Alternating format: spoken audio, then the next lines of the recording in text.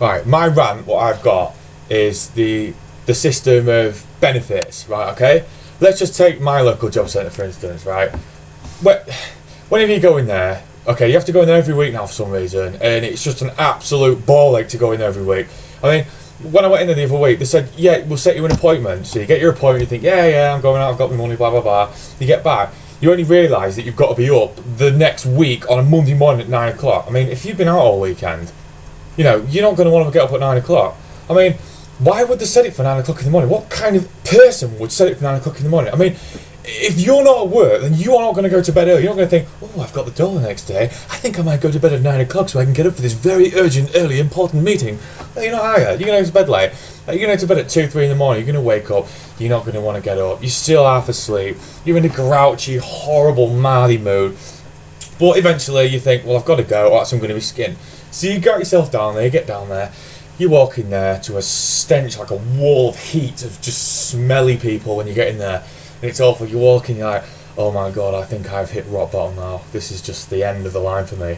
I walked in there, stood there, and people are like, alright, you're like, yeah, okay. You walk up to the desk, you think, yeah, my appointment, it's 9:05, I'm ready to go for it, okay? They say to you, yes, could you just wait and stand over there? You're like, okay. So you walk over there, you just stood over there, and then you get some weird man come up to you, like, the other day when I was in there, I stood behind this guy, he had like half-mast jeans on with holes in, he had some black ascot trainers that I didn't even know they'd made anymore. Also, I looked and he had the longest green nails ever. It's like, to cut them, you'd have to get a pair of garden shears to cut them. And then when I walked over waiting for my appointment, I thought, please just call me over, please just call me over. This old man walks in, and I can see him, he's going, hello, how are you? Good day. Oh, talking about the jobs that he's picking out. I thought, please don't walk over to me. And he says, hi, I'm like, yeah. Like weirdo. Just like walked off, and there's this other guy he talked to who looked at me, and I was looking thinking, why the hell is that man? He must be like mentally ill. He's got carrying on 3 carrier bags with him in a rucksack. And he's got one old blue bag, he's got this bright yellow one, and also tucked in the back, which I could just make out was like a really old scuffed quick save bag. I mean, that company shut down about 10 years ago. Why the fucking hell would you still be carrying it around with you?